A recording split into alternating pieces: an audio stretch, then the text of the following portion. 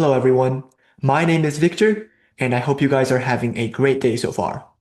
Today, I want to talk about social media, more specifically, how social media influences the way young people think and act, and how it changes their attitude towards those around them, and how it changes their mindset towards hard work. Social media didn't arrive all at once. It slowly became a part of everyday life, especially for teens and young people in general. At first, it was just a way to connect, share photos, and pass time, just a way to have fun.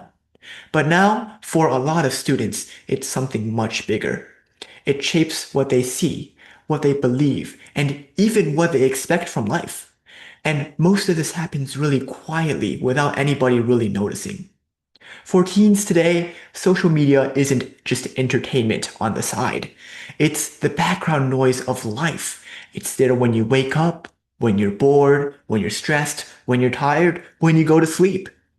And the people with the loudest voices on these platforms aren't teachers or parents. They're influencers, people with millions of followers, strong opinions, and a lot of confidence.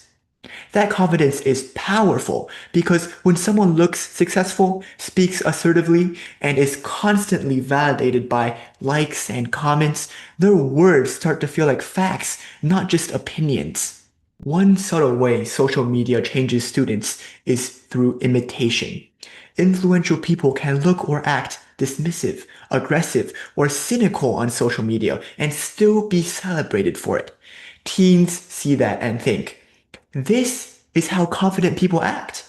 So they copy the tone, the sarcasm, the negativity. Not because these people are mean, but because they want to belong to what looks powerful. Over time, this shifts attitude. Conversations become more judgmental. Empathy feels optional. Everything becomes a performance, even opinions. Another issue is how easily ideas become accepted without even being questioned. On social media, information doesn't spread because it's accurate. It spreads because it's confident, emotional, or simple. Influencers often present their worldview as obvious, final, and unquestionable. And when you're young, still forming your understanding of the world, it's easy to absorb these ideas without stopping to ask, is this really true? Who benefits from me believing this? Instead of learning how to think critically and for themselves, many students learn how to repeat what sounds right on social media. But everybody already knows about these things, right?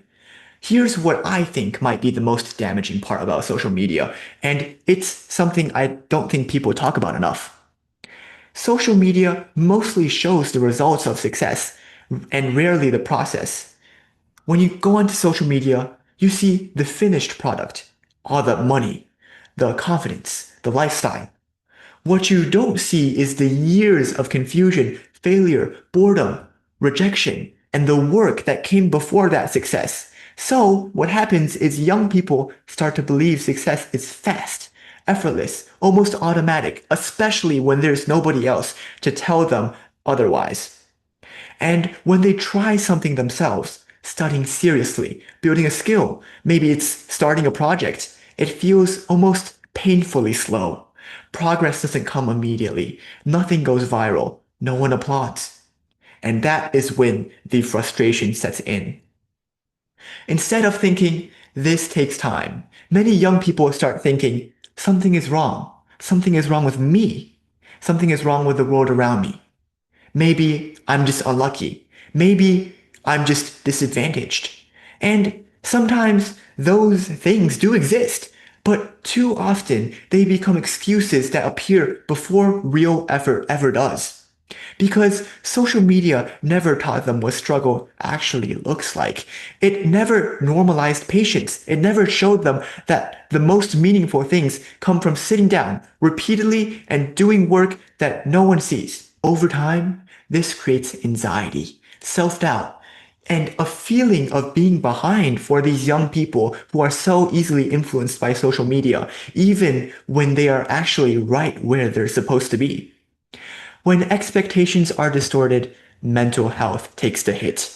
Students feel like they're failing at life when they're just moving at a normal pace. They compare their behind the scenes to everyone else's highlight reel, and slowly confidence turns into insecurity and motivation turns into avoidance.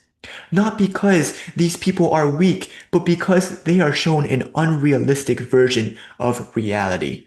But here's the thing. Social media itself isn't the enemy. It can be inspiring. It can connect people. It can teach skills, share ideas, and create opportunities that never existed before. The problem isn't using social media. It's letting it define your expectations. Used well, social media should be a tool, not a measuring stick. A place to learn, a place to relax and have fun.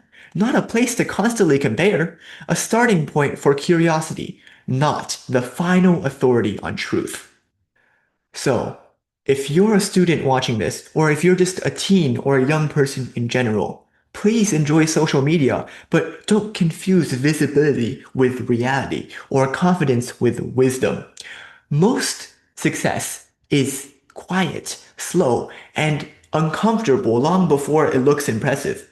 And if you remember that, social media doesn't have to distort how you think. It can actually help you grow. Thanks for watching, and I'll see you guys in the next one.